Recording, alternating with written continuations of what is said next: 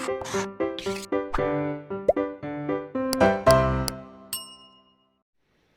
Students, welcome back to blueprint digital.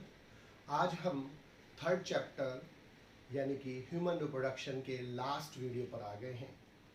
आज की इस वीडियो में हम सहगर्भता एवं भ्रूणीय परिवर्धन यानी कि प्रेगनेंसी और एम्ब्रियोनिक डेवलपमेंट के बारे में पढ़ेंगे और पार्चुरेशन यानी कि प्रसव और लैक्टेशन यानी कि दुग्ध स्रवण के बारे में पढ़ेंगे।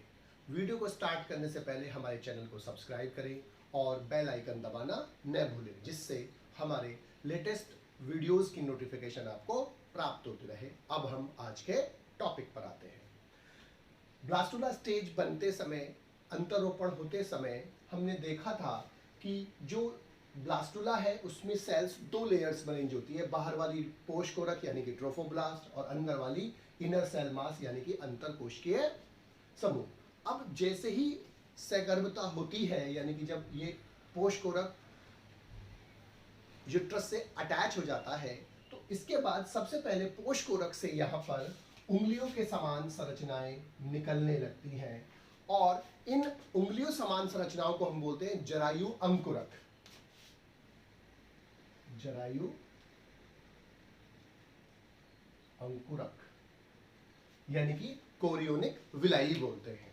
ये जरायु अंकुरक गर्भाशयी ऊतक और माता के रक्त से आच्छादित यानी कि इसको चारों तरफ से वो घेरे होता है। जो मानव में जो मदर का जो ब्लड है और मदर का जो गर्भाशयी ऊतक है वो उसको चारों तरफ से इसको घेरे हुई होती है।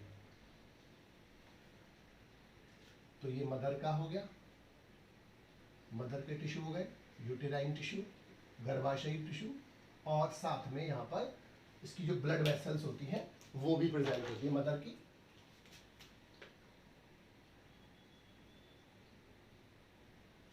तो जो ये जरायु अंकुरक इससे निकली है वो अब उसके चारों तरफ क्या प्रेजेंट होंगे, मदर के गर्भाशय के ऊतक और मदर का ब्लड की जो वेसल्स होंगी वो भी प्रेजेंट होती है। अब मदर के ये यूटेराइन टिश्यू और जरायु अंकुरस आपस में इंटीग्रेटेड हो जाते हैं। इंटीग्रेटेड का मतलब क्या होता है, उंगलियों के समान जैसे आपस में मिल जाना। उंगलियों के समय जैसे उंगलियां आपस में मिल रही हैं तो इसे हम क्या बोलते हैं, एक दूसरे के साथ इंटरडिजिटेटेड होना, यानी कि डिजिट माना था उंगलियां, तो जैसे उंगलियों के बीच में उंगली फंस जाती है इस प्रकार से एक दूसरे के साथ संपर्क में आ जाती है और दोनों मिलकर एक संरचनात्मक एवं क्रियात्मक इकाई का विकास करते हैं जो मदर और डेवलपिंग फीटस के बीच में होता है, जिसे हम क्या बोलते हैं, अपरा यानी कि प्लासेंटा।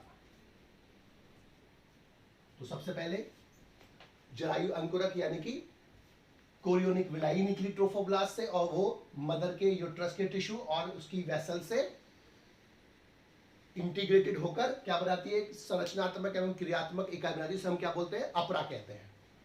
अब ये अपरा जो है एक नाभि रज्जु जिसे हम बोलते हैं अम्बिलिकल कोड, तो इस नाभि रज्जु की सहायता से मदर से अपरा भ्रूण यानी कि जो डेवलपिंग एम्ब्रियो है उससे अटैच रहता है। यानी कि जो अटैचमेंट है मदर के और एम्ब्रियो के बीच में वो क्या होता है, नाभि रज्जु, यानी कि मदर के और डेवलपिंग बेबी के बीच में जो कनेक्शन होता है हमसे क्या बोलते हैं, नाभि रज्जु यानी कि अम्बिलिकल कॉर्ड। अब अपरा जो है उसका काम क्या है, सबसे मेन काम क्या है कि मदर से ऑक्सीजन और न्यूट्रिएंट्स यानी कि मदर से पोषक तत्व और ऑक्सीजन एम्ब्रियो को ट्रांसफर करना, भ्रूण को ट्रांसफर करना और यहां से CO2 और उत्सर्जी पदार्थ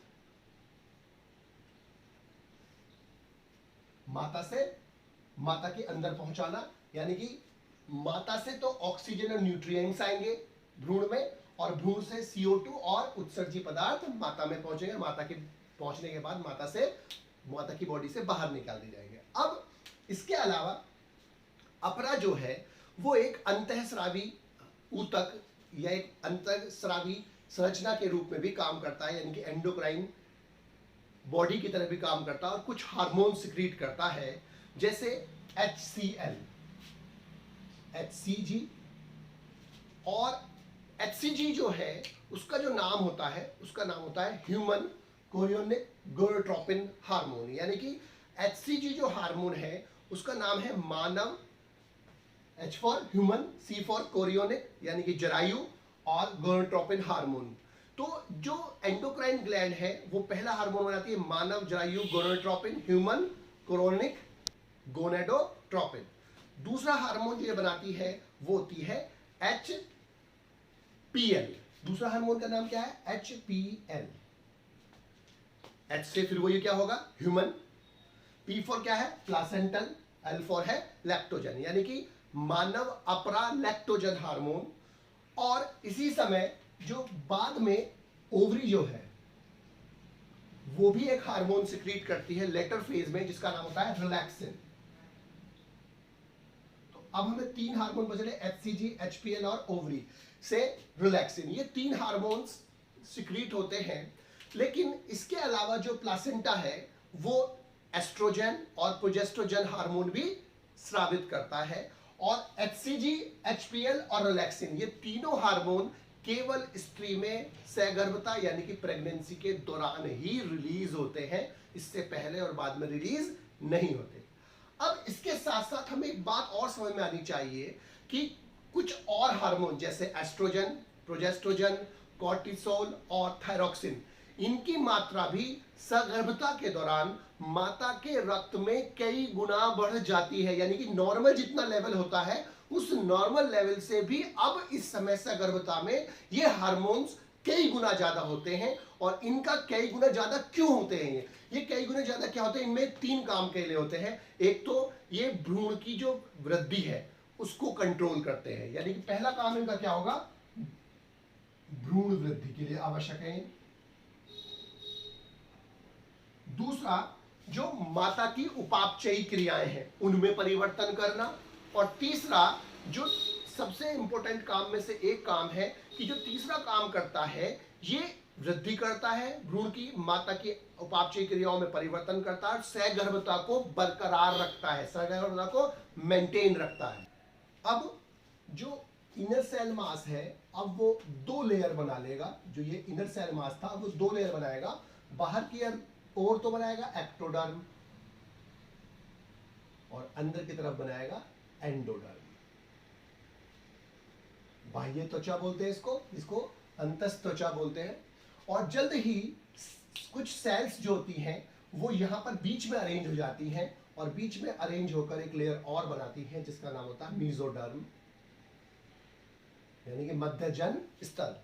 ये बाह्य स्तर, ये मध्यजन स्तर और ये अंतः स्तर यानी कि अंदर वाला स्तर। अब ये तीनों जो स्तर बने हैं ये तीनों स्तर से ही ऑर्गेनिज्म की बॉडी के विभिन्न ऊतक यानी कि टिश्यूज और ऑर्गन्स का फॉर्मेशन होता है। जैसे नर्वस सिस्टम हमारा एक्टोडर्म से डेवलप होता है, सीलोम का फॉर्मेशन मीजोडर्म से होता है और मैक्सिमम ग्लैंड्स जो होती है वो एंडोडर्म से डेवलप होती है। तो इसलिए हमारी बॉडी के जो वेरियस टिश्यूज और ऑर्गन्स होते हैं उन सभी का निर्माण इन तीनों से होता है, तीनों लेयर से होता है। अब अंतःकोश के समूह में कुछ विशेष सेल्स और प्रेजेंट होती हैं जिनके अंदर ये क्षमता होती है कि वो सब पूरी बॉडी का जो वयस्क की जो बॉडी है उसके समस्त ऊतकों और अंगों का निर्माण कर सके। इन सेल्स को हम बोलते हैं स्टेम सेल। और स्टेम सेल्स क्या होती है? टोटीपोटेंट टाइप की सेल्स होती हैं। टोटीपोटेंट का मतलब क्या होता है? जब किसी सेल में एक कंप्लीट ऑर्गेनिज्म बनाने की क्षमता होती है तो हम ऐसी सेल्स को बोलते हैं टोटीपोटेंट, और इस फिनोमिनॉन, इस घटना को हम बोलते हैं टोटीपोटेंसी। मानव में एक महीने की सगर्भता के पश्चात सबसे पहले जो ऑर्गन विकसित होता है वो होता है हार्ट।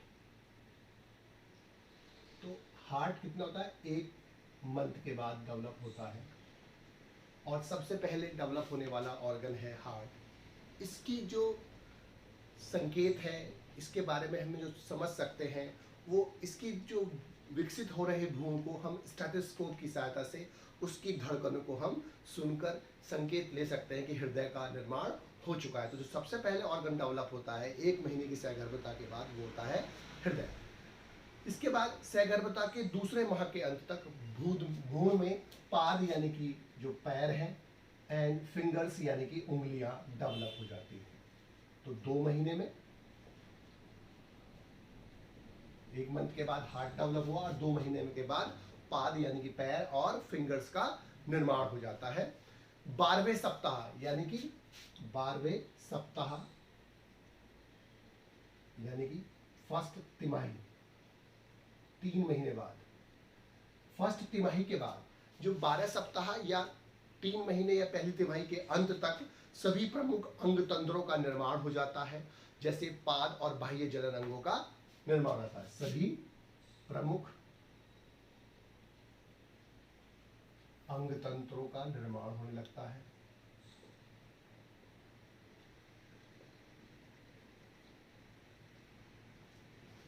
इसके बाद जो 5वें माह के अंत के दौरान, जो 5वां माह है उसके दौरान 2 मेन घटनाएं घटती हैं। 5वां जो माह है उसमें प्रथम गतिशीलता, पहली गतिशीलता दिखाई देती है भ्रूण की। भ्रूण में जो गति स्टार्ट हो जाती है और सिर पर बाल डेवलप हो जाते हैं, सिर पर बाल उग आते हैं। तो 5वें महीने में हमें 2 मेन चीजें समझ में आई कि उसमें पहली गतिशीलता हुई और सर पर बाल उग आए। इसके बाद जो 24वां सप्ताह है, यानी कि 24वां सप्ताह का मतलब 24 सप्ताह यानी कि दूसरी तिमाही के बाद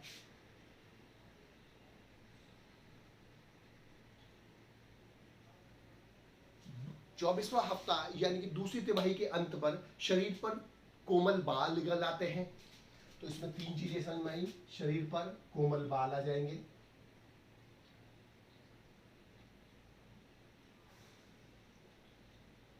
इसके अलावा जो दूसरी घटना घटेगी वो आंखों की जो पलकें हैं वो अलग अलग हो जाती हैं और बरोनिया यानी कि लैशेस जो होते हैं वो बन जाती हैं। इसके बाद 9वें महीने में, 9वां माह, जो 9 माह है वो 9वें माह के अंदर जो गर्भावस्था है उसमें अंत तक आते आते गर्भ पूर्ण रूप से विकसित हो जाता है और अब वो प्रसव के लिए तैयार है। क्योंकि जो ह्यूमंस है, ह्यूमंस में जो प्रसव के लिए जो समय होता है, जेस्टेशन पीरियड यानी कि गर्भ काल, वो कितना होता है, 9 महीने के आसपास होता है। तो सबसे पहले मंथ के बाद हार्ट डेवलप होता है यानी कि हृदय विकसित होता है, जिसे हम किससे सुन सकते हैं, स्टेथोस्कोप से उसकी धड़कनों को सुन सकते हैं। दूसरे महीने में पाद और फिंगर्स डेवलप होते हैं। 12वें सप्ताह यानी कि 3 महीने के बाद सभी प्रमुख अंग तंत्रों का निर्माण होता है, जैसे पाद एवं उंगलियों का विकास हो जाता है। सभी पाद और अन्य जो संरचनाएं हैं वो विकसित हो जाती हैं। 5वें माह के बाद प्रथम गतिशीलता दिखाई देती है भ्रूण की और सिर पर बाल उगाते हैं। 24वां सप्ताह यानी कि दूसरी तिमाही यानी 3 महीने के जो दूसरा पीरियड है उसके बाद शरीर पर कोमल बाल आ जाते हैं पूरी बॉडी पर और आंखों की पलकें अलग अलग हो जाती हैं। आंखों की पलकें अलग अलग होने के साथ साथ उनमें बरौनियां भी बन जाती हैं और गर्भावस्था के 9वें माह के अंत तक गर्भ पूर्ण रूप से विकसित हो जाता है और अब वो प्रसव के लिए तैयार हो जाता है। अब हम प्रसव एवं दूध स्रवण के बारे में पढ़ेंगे। मनुष्य में सहगर्भता की औसत अवधि 9.5 माह होती है और 9.5 औसतन माह के बाद गर्भाशय में संकुचन के कारण शिशु और गर्भ माता के शरीर से बाहर आ जाता है। इस प्रक्रिया को हम प्रसव और पार्चुरेशन कहते हैं। यानी कि पार्चुरेशन वह प्रक्रिया है जिसमें गर्भकाल समाप्त होने के पश्चात माता के गर्भाशय से शिशु बॉडी से बाहर आता है, माता के बॉडी से बाहर आ जाता है। उस प्रक्रिया को हम क्या बोलते हैं, प्रसव बोलते हैं। वह पीरियड, वह समय अवधि जिसमें कोई जीव माता के गर्भाशय में रहता है उसे हम गर्भधारण काल या गर्भकाल या जेस्टेशन पीरियड कहते हैं। अलग अलग जंतुओं में गर्भकाल अलग अलग होता है। सबसे कम गर्भकाल चूहे यानी कि माउस में होता है लगभग 22 दिन और सबसे अधिक गर्भकाल हाथी यानी कि एलिफेंट में होता है लगभग 22 माह। मनुष्य में गर्भकाल 9 माह के आसपास होता है और 9 माह के बाद जब शिशु का डेवलपमेंट पूर्ण हो जाता है तो वो माता के शरीर से बाहर आ जाता है और इस प्रक्रिया को हम प्रसव बोलते हैं। प्रसव एक जटिल तंत्रीय और अंतःस्रावी क्रियाविधि है। इसका मतलब इसमें नर्वस सिस्टम यानी कि तंत्रिका तंत्र और एंडोक्राइन सिस्टम यानी कि अंतःस्रावी तंत्र भाग लेते हैं। प्रसव के लिए जो संकेत मिलते हैं कि अब प्रसव हो जाना चाहिए, अब डेवलपमेंट पूर्ण हो चुका है, वो मिलते हैं पूर्ण विकसित भ्रूण से और अपरा से। यानी कि जो पूर्ण विकसित भ्रूण है यानी कि एम्ब्रियो एंड प्लासेंटा, ये दोनों संकेत देते हैं, सिग्नल्स देते हैं कि अब बेबी का डेवलपमेंट पूर्ण हो चुका है और अब इसका प्रसव प्रचुरेशन हो जाना चाहिए, अर्थात इसका जन्म हो जाना चाहिए। अब सबसे पहले हल्के गर्भाशयी संकुचन होते हैं इसके सिग्नल के बाद, इसके संकेत के बाद, जिन्हें हम बोलते हैं गर्भ उत्प्रेषण प्रतिवर्त। उत्क्षेपण प्रतिवर्त जो होते हैं वो अब सबसे पहले हल्के गर्भाशयी संकुचन होते हैं और कॉन्ट्रैक्शन होते हैं, लेकिन उसका जो सिग्नल आता है वो किससे आता है? एम्ब्रियो से, यानी कि पूर्ण विकसित एम्ब्रियो से और प्लासेंटा से आता है। अब जब गर्भ उत्क्षेपण प्रतिवर्त स्टार्ट होता है तो अब इससे कॉन्ट्रैक्शन से जो मात्र की पीयूष ग्रंथि है यानी कि पिट्यूटरी ग्लैंड यानी कि पीयूष ग्रंथि यानी कि पिट्यूटरी ग्लैंड से ऑक्सीटोसिन सिक्रीट होता है।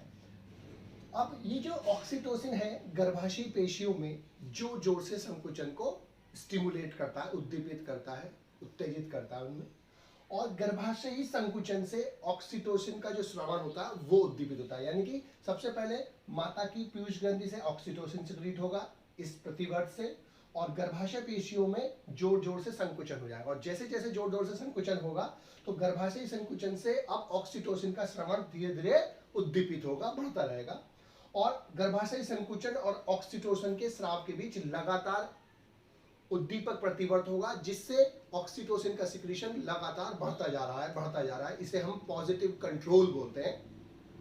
गर्भाशयी संकुचन से और ऑक्सीटोसिन स्राव के बीच में जब लगातार उद्दीपक प्रतिवर्त बढ़ता जाएगा तो संकुचन जो है फिर अब तीव्र से तीव्रतर हो जाएंगे, यानी कि और तेज होते चले जाएंगे। इसी समय ओवरी और प्लासेंटा से रिलैक्सिन हार्मोन भी सिक्रीट होता है, और वो प्यूबिक सिम्फाइसिस जो होती है, जो दो पेल्विक गिडल के जो जॉइंट्स होते हैं, दो बोन्स होती है, उनको जॉइंट्स करता है, उसको वो ढीला कर देता है और पेल्विक रीजन चौड़ा हो जाता है इससे। इसी के साथ साथ ये हार्मोन सर्विक्स को भी सॉफ्ट और चौड़ा बनाता है, और इसके कारण शिशु जो होता है गर्भाशय से जनन नाल द्वारा बाहर आ जाता है, और इसी को हम क्या बोलते हैं? प्रसव बोलते हैं। तो यानी कि प्रसव एक जटिल तंत्री अंतःस्रावी क्रियाविधि होती है।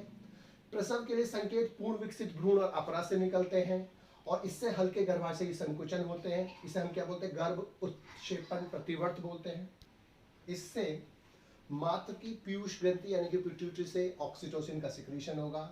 गर्भाशय पेशी में ऑक्सीटोसिन के प्रभाव से जोर जोर से संकुचन प्रारंभ हो जाएगा, और गर्भाशयी संकुचन से ऑक्सीटोसिन का स्राव बढ़ जाएगा, उद्दीपित होगा, और गर्भाशयी संकुचन और ऑक्सीटोसिन के स्राव के बीच लगातार उद्दीपक प्रतिवर्त चलेगा और बढ़ता जाएगा इसका सिक्रीशन। इसी समय ओवरी और प्लासेंटा से रिलैक्सिन हार्मोन सिक्रीट होगा, जो दो काम करेगा, प्यूबिक सिम्फाइसिस को ढीला करेगा और पेल्विक रीजन चौड़ा हो जाएगा इससे, और प्लस सर्विक्स को सॉफ्ट और चौड़ा बनाएगा। संकुचन अब तीव्र से तीव्रतर हो चले जाएंगे और शिशु जो है गर्भाशय से जनन नाल के द्वारा बाहर आता है, इसे ही हम प्रसव बोलते हैं। शिशु के जन्म के तुरंत पश्चात अब अपरा भी बाहर आ जाता है, और इसे हम आफ्टर बर्थ कहते हैं।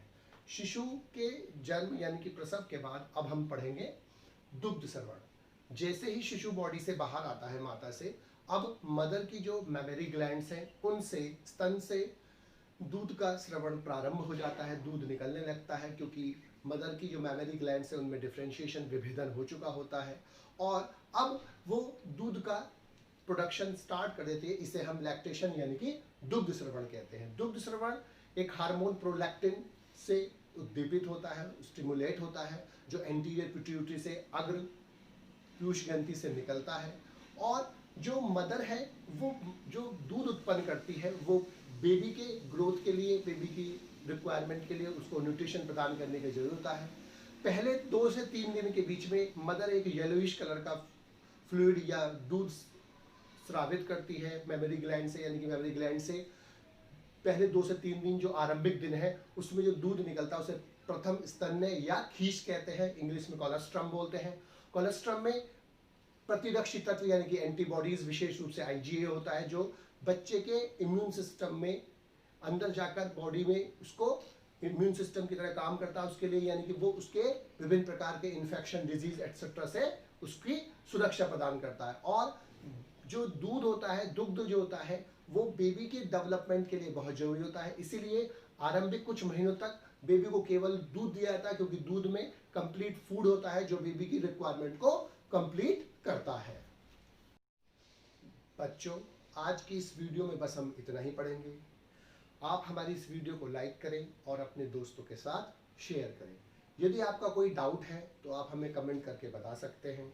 इस अध्याय को और अच्छे से पढ़ने और समझने के लिए आप चित्रा प्रकाशन की बुक एक्टिव जीव विज्ञान की सहायता भी ले सकते हैं।